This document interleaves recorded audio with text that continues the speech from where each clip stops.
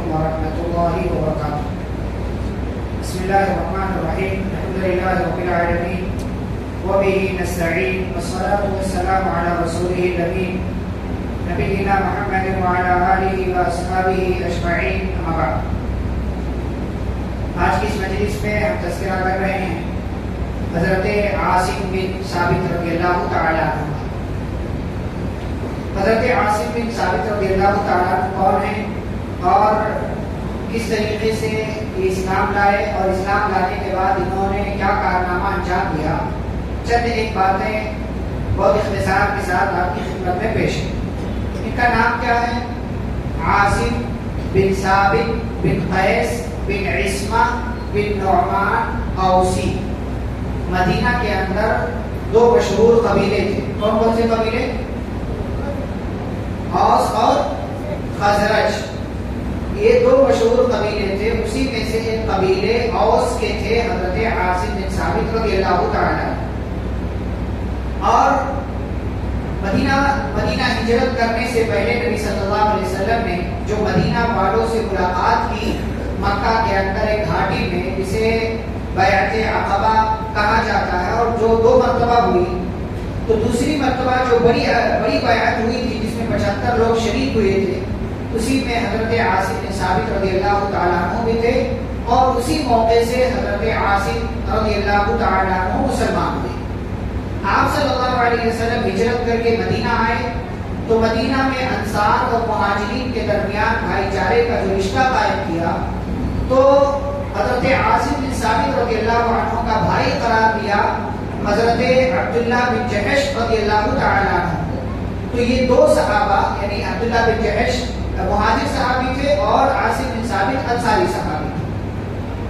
تیر اندازی میں اور بہادری میں بڑے ماہر تھے۔ تیر اندازی میں تو بہت ہی زیادہ ماہر تھے حضرت عاصم بن ثابت رضی اللہ تعالیٰ، اور لڑنے میں، میدان جنگ میں شجاعت و بہادری کا مظاہرہ کرنے میں بھی بڑے ماہر تھے۔ آپ صلی اللہ علیہ وسلم نے خود ان کی تعریف کی ہے، یعنی ان کے لڑنے کی تعریف کی ہے۔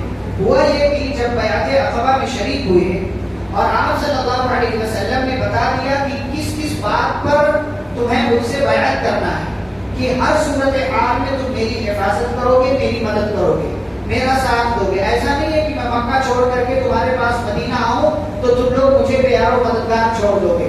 مختلف باتوں پر بیعت کی تھی آپ صلی اللہ علیہ وسلم نے۔ اسی موقع سے حضرت عاصم بن ثابت رضی اللہ تعالیٰ عنہ نے نبی صلی اللہ علیہ وسلم کو جواب دیا تھا۔ جب آپ صلی اللہ علیہ وسلم نے سوال کیا کہ اچھا بتاؤ تم میری حفاظت کرنے کے لیے دشمنوں سے کیسے مقابلہ کرو گے، تو حضرت عاصم بن ثابت رضی اللہ عنہ نے جواب دیا تھا کہ اگر دشمن 100 ہاتھ کی یا 100 گز کی دوری پر رہے گا تو ہم تیر سے مقابلہ کریں گے، یعنی ان پر تیروں سے حملہ کریں گے، اور اگر وہ کچھ اور قریب آ جائے گا تو ہم نیزوں سے حملہ کریں گے، اور اگر وہ ہمارے بالکل سامنے آ جائے گا تو ہم تلوار نکال کر کے سامنے جا کر کے اس سے مقابلہ کریں گے۔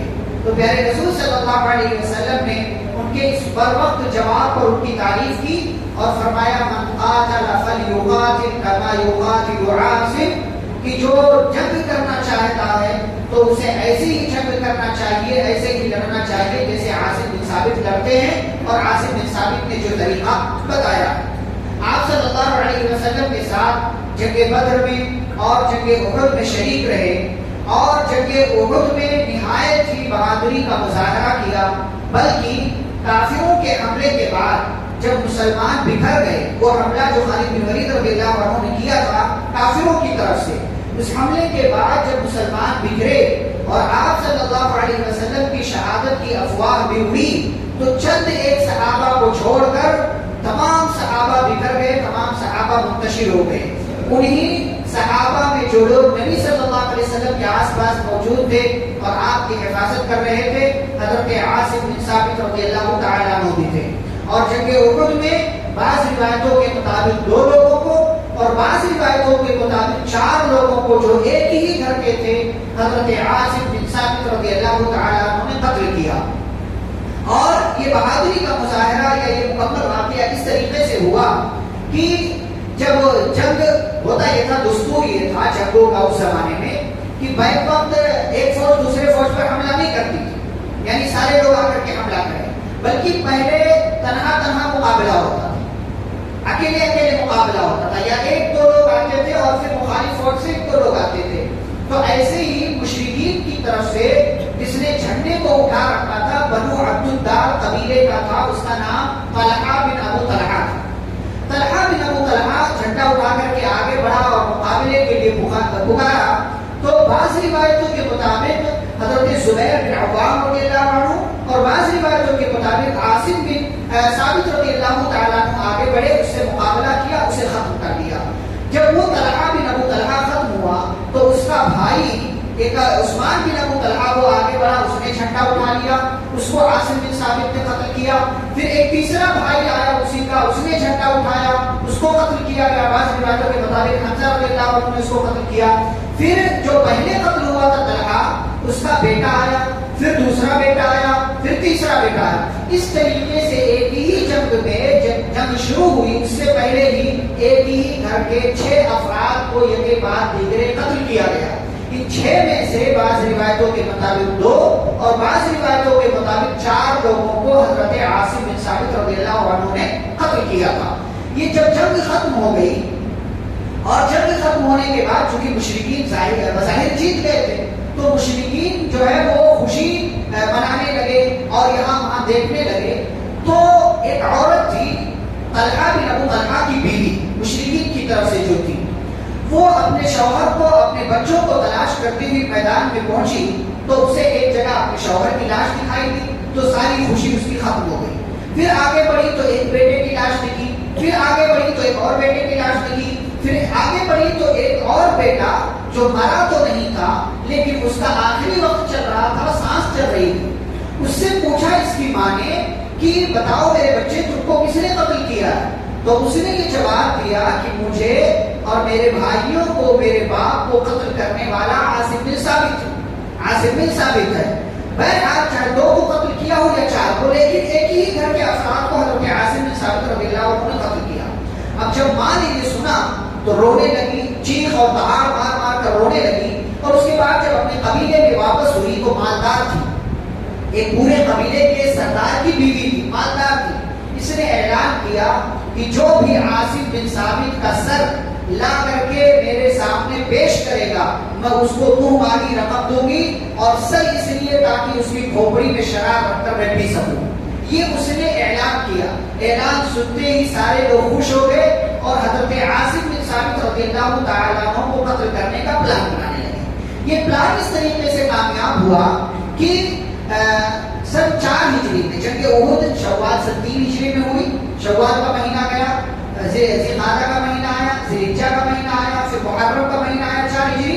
یہ 3-4 مہینے ختم ہوئے تو سفر کا مہینہ آیا. سفر سن 4 ہجری کا مہینہ آیا تو ایک نہایت ہی دلخراش اور تکلیف دینے والا حادثہ صحابہ کرام کے ساتھ پیش آیا. اس نے رسول اللہ صلی اللہ علیہ وسلم کو جھنجھوڑ کر رکھ دیا، اور یہ واقعہ سیرت کی کتابوں میں رجیع کے حادثے سے مشہور ہے. رجیع کے حادثے سے مشہور ہے. ہوا یہ کہ عزل اور قارہ کے کچھ لوگ آئے. اب چونکہ انعام کا اعلان سب نے سن رکھا تھا تو ہر کوئی عاصم بن ثابت کو مارنا چاہتا تھا. تو عاصم بن ثابت رضی اللہ تعالیٰ عنہ کے قتل کرنے کا پلان دیکھیں کس طریقے سے بنایا اور کامیاب ہوا. عزل اور قارہ کے کچھ لوگ آئے، انہوں نے نبی صلی اللہ علیہ وسلم سے کہا کہ ہمارے علاقے کے لوگ دین کی باتیں سیکھنا چاہتے ہیں، آپ ہمارے ساتھ کچھ لوگوں کو بھی بھیج دیجیے تاکہ وہ جا کر کے ہمارے علاقے میں لوگوں کو دین کی باتیں بتائیں. پیارے نبی صلی اللہ علیہ وسلم نے بعض روایتوں کے مطابق 6 صحابہ کو اور بعض روایتوں کے مطابق 10 صحابہ، اور 10 صحابہ والی بات صحیح بخاری کے اندر موجود ہے. 10 صحابہ کو ان کے ساتھ بھیج دیا، اور نبی صلی اللہ علیہ وسلم کا یہ دستور تھا کہ جب بھی کوئی لشکر چاہے چھوٹا یا بڑا 5-10 جتنے بھی افراد کا بھیجتے تھے تو اس کا ایک امیر بنا دیتے تھے. اس 10 رکنی، اس 10 ممبران کی کمیٹی اور جماعت کا امیر حضرت عاصم بن ثابت رضی اللہ تعالیٰ عنہ کو پیارے نبی صلی اللہ علیہ وسلم نے بنایا. یہ لوگ آگے بڑھے تو رجیع نام کا چشمہ آیا، حوض کہنے پانی کا تالاب پہلے، وہاں پر یہ لوگ پہنچے تو یہ جو لوگ ان کو لے کر کے آ رہے تھے ان لوگوں نے دھوکہ دے دیا. ان لوگوں نے دھوکہ دے دیا اور دھوکہ دے کر کے پہلے سے پلان بنا رکھا تھا. چنانچہ راعی، زکوان اور بنو ریحان ان قبیلوں کے تقریباً 100 تیر اندازوں کو عاصم بن ثابت رضی اللہ عنہ کے اس چھوٹے سے دستے کے پیچھے لگا دیا اور کہہ دیا کہ جاؤ اس لشکر پر حملہ کرو اور اس دستے پر حملہ کرو. اچھا ابھی تک کسی کو معلوم نہیں تھا کہ اس دستے میں عاصم بن ثابت بھی، کسی کو نہیں معلوم تھا کہ اس میں عاصم بن ثابت بھی ہے. چنانچہ یہ 100 کے 100 تیر انداز گئے اور 10 صحابہ کے قدموں کے نشانات کے پیچھے چلتے گئے. یہ 10 صحابہ ایک ٹیلے پر ایک اونچی جگہ پر چھوٹی پہاڑی پر پہنچ چکے تھے. یہ لوگ نیچے سے ہی لوگوں نے آواز دی اور کہا کہ دیکھو، گھیر لیا چاروں طرف سے اور کہا کہ دیکھو ہم تم پر حملہ نہیں کرنا چاہتے ہیں، بس ہم یہ چاہتے ہیں کہ ہم تمہیں مکہ لے جائیں اور تمہیں مکہ والوں کے حوالے کر دیں. تم لوگ ہمیں اپنے آپ کو ہمارے حوالے کر دو، ہم تمہیں کچھ نہیں کہیں گے. عاصم بن ثابت رضی اللہ تعالیٰ عنہ امیر تھے. ساتھیوں نے 10 کے 10 ساتھیوں نے ایک دوسرے کی طرف دیکھا اور بظاہر یہ کہنے لگے کہ ہمیں ہتھیار ڈال دینا چاہیے کیونکہ سامنے 100 کے قریب ہیں اور ہم صرف 10 ہیں. لیکن عاصم بن ثابت رضی اللہ عنہ نے کہا نہیں، میں تو ہتھیار نہیں ڈالوں، میں ہتھیار نہیں ڈالوں گا، میں مقابلہ کروں گا. چنانچہ جب امیر نے کہہ دیا کہ میں مقابلہ کروں گا، سارے لوگوں نے بات مان لیا اور مقابلہ کرنے کے لیے تیار ہوئے. ادھر سے ان لوگوں نے تیر اندازی کرنا شروع کر دیا، تیروں سے حملہ کرنا شروع کر دیا اور 7 صحابہ مقابلہ کرتے ہوئے شہید ہو گئے. 7 صحابہ جب شہید ہوئے میں عاصم بن ثابت رضی اللہ عنہ بھی شہید ہو گئے. 3 صحابہ باقی بچے. یہ 3 صحابہ کون ہیں؟ ایک خبیب بن عدی، ایک زید بن دسنہ اور تیسرے صحابی کا نام نہیں معلوم. یہ تینوں صحابہ باقی بچے. یہ ٹیلے سے نیچے اتر آئے یہ بتلانے کے لیے کہ بھائی ہم تمہاری بات قبول کرتے ہیں، چلو ہمیں مکہ والوں کے حوالے کر دو. لیکن جیسے ہی یہ لوگ نیچے اترے پھر سے ان لوگوں نے اپنی بات کو پیچھے چھوڑ دیا، مکر گئے اپنی بات سے اور تاج سے، رسی نما ایک چیز ہوتی ہے، تاج سے ان کے جو ہے گردن کو باندھ دیا، جکڑ لیا، ان کو قید کر لیا. ان کو قید کر لیا گیا. اب جب قید کر لیا گیا تو ایک تیسرے ساتھی جن کا نام میں نے ذکر نہیں کیا ہے، انہوں نے جو ہے مقابلہ کرنے کی بات کہی، کوشش کی اپنی طرف سے، ان کو بھی قتل کر دیا گیا، وہ بھی شہید ہو گئے. تو گویا کہ 8 صحابہ شہید. ان بقیہ 2 لوگوں کو لے کر کے یہ لوگ مکہ گئے اور مکہ میں 2 لوگوں کے بلکہ مکہ والوں کے حوالے کر دیا گیا اور مکہ والوں نے ان دونوں کو 2 الگ الگ لوگوں کے حوالے کر دیا. خبیب بن عدی کو عقبہ بن حارث کے حوالے کیا گیا اور زید بن دسنہ کو صفوان بن معطل کے حوالے کیا گیا. کیوں؟ کیونکہ ان دونوں صحابہ نے ان دونوں آدمیوں کے باپ کو جنگ بدر میں قتل کیا تھا. جنگ بدر میں قتل کیا تھا. خبیب بن عدی رضی اللہ تعالیٰ عنہ کو سولی دینے کا فیصلہ کیا گیا، انہیں مار دینے کا فیصلہ کیا گیا، انہیں قتل کر دیا جائے گا. تو خبیب بن عدی رضی اللہ تعالیٰ عنہ نے کہا قتل ہونے سے پہلے کہ اگر تم لوگ مجھے اجازت دو تو میں 2 رکعت نماز پڑھنا چاہتا ہوں، 2 رکعت نماز پڑھنا چاہتا ہوں. اجازت مل گئی، نماز پڑھی، دعا کیا اللہ رب العالمین سے کہ اللہ ان میں سے کسی کو بھی نہیں چھوڑنا، سب کو پکڑ لے.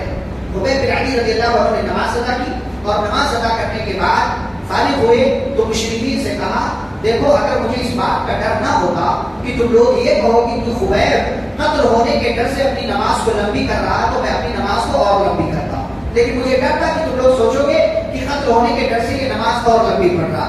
بہرحال اس کے بعد ابو سفیان نے کہا، جو مسلمان نہیں تھے، کہنے لگے خبیب کیا تم اس بات کو پسند کرو گے کہ آج تمہاری جگہ پر تمہارے نبی محمد صلی اللہ علیہ وسلم ہو؟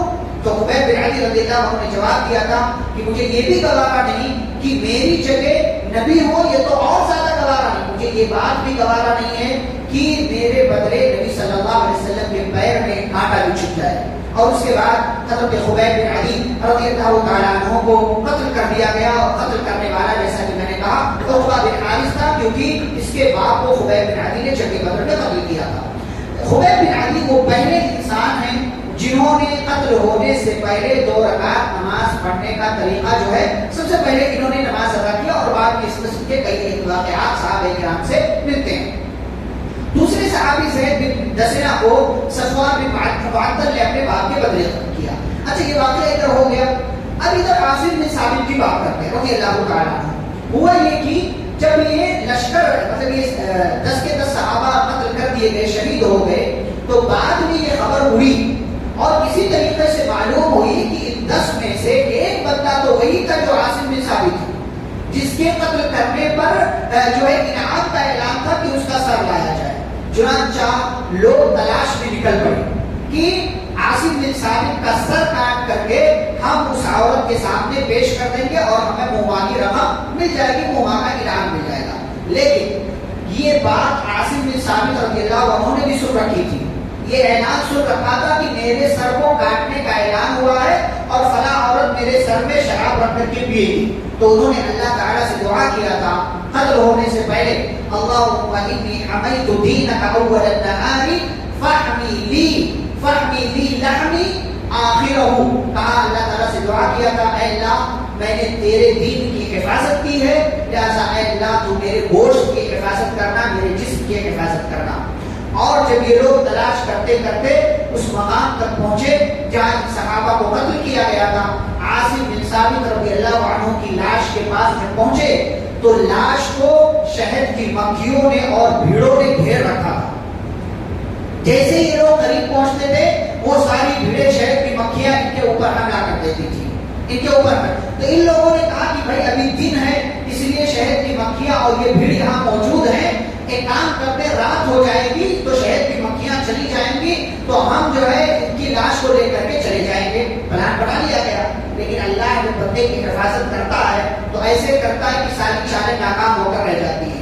جب شام ہوئی شہد کی مکھیاں دور ہوئی، اللہ کی کرم سے بارش ہوئی اور اس علاقے میں ایسی بارش ہوئی کہ علاقے والوں کے حساب سے ویسی بارش اس سے پہلے کبھی نہیں ہوئی تھی۔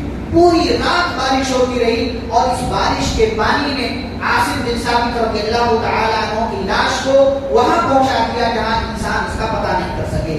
صبح ہوئی، پانی کم ہوا، عاصم بن ثابت رضی اللہ تعالیٰ عنہ کی لاش دوبارہ تلاش کرنے کی کوشش کی گئی لیکن کہیں پر بھی ان کی لاش نہیں ملی۔ عمر بن خطاب رضی اللہ تعالیٰ عنہ کو یہ بات معلوم ہوئی تو انہوں نے کہا اللہ اپنے نیک بندوں کی حفاظت ان کے مر جانے کے بعد بھی ویسے ہی کرتا ہے جیسے دنیا میں ان کی حفاظت کرتا ہے۔ اور یاد رہے عمر بن خطاب رضی اللہ تعالیٰ عنہ حضرت عاصم بن ثابت رضی اللہ تعالیٰ عنہ کے بہنوئی بھی ہیں، ان کی بہن حضرت عمر بن خطاب رضی اللہ تعالیٰ عنہ کے نکاح میں تھی۔ تو یہ تھے حضرت عاصم بن ثابت رضی اللہ عنہ، صحابی ہیں، اللہ کی ولی ہیں، کرامت ایسے ظاہر ہوئی، اللہ رب العالمین نے ان کی دعا اس طریقے سے قبول کی کہ ان کی لاش کی اللہ نے حفاظت کی اور دشمن ان کی لاش تک نہیں پہنچ سکے۔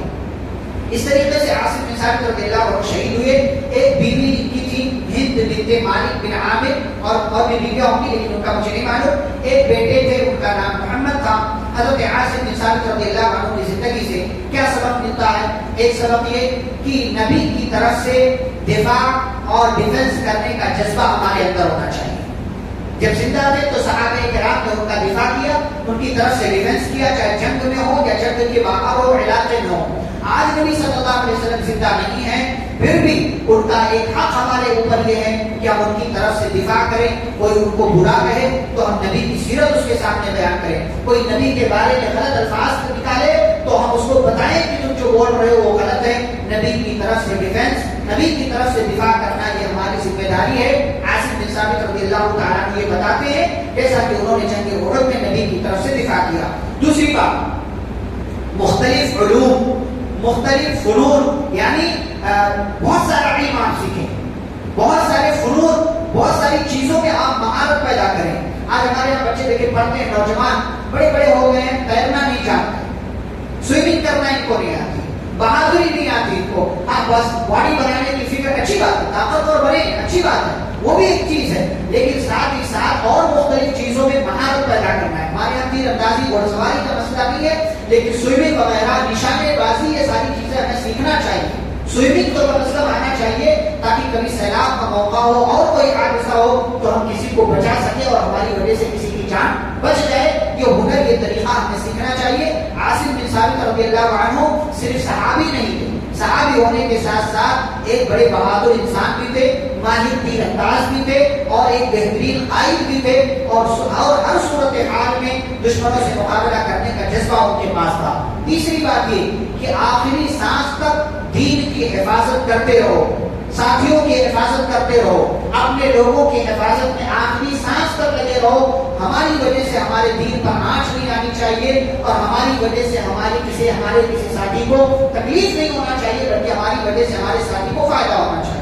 آخری بات کہ اللہ کے دین کی حفاظت کرو، اللہ آپ کی حفاظت کرے گا۔ حضرت عاصم بن ثابت رضی اللہ عنہ اللہ کے دین کی حفاظت میں لگے رہے، دعا بھی یہی کیا، اے اللہ میں نے تیرے دین کی حفاظت کی ہے، اس کا واسطہ لے کر کے میں تجھ سے سوال کرتا ہوں کہ جو میری لاش کی حفاظت کرنا، اللہ نے ان کے دین کی حفاظت کرنے کی وجہ سے اللہ نے عاصم بن ثابت رضی اللہ عنہ کی حفاظت کی۔ آپ اللہ کے دین کی حفاظت کریں، اللہ رب العالمین آپ کی حفاظت کرے گا اور آپ کو دشمنوں سے اور ہر قسم کے حادثات اور پریشانیوں سے محفوظ رکھے گا۔ اللہ رب العالمین سے دعا ہے اللہ ہمیں صحابہ کرام سے محبت کرنے اور ان کے جیسا ایمان اپنے اندر پیدا کرنے کی توفیق عطا فرما۔ آمین۔ صلی اللہ علیہ نبی الکریم۔ سبحانک اللہم و بحمدک، اشہد ان لا الہ الا انت، استغفرک و اتوب الیک۔ والسلام علیکم ورحمۃ اللہ وبرکاتہ۔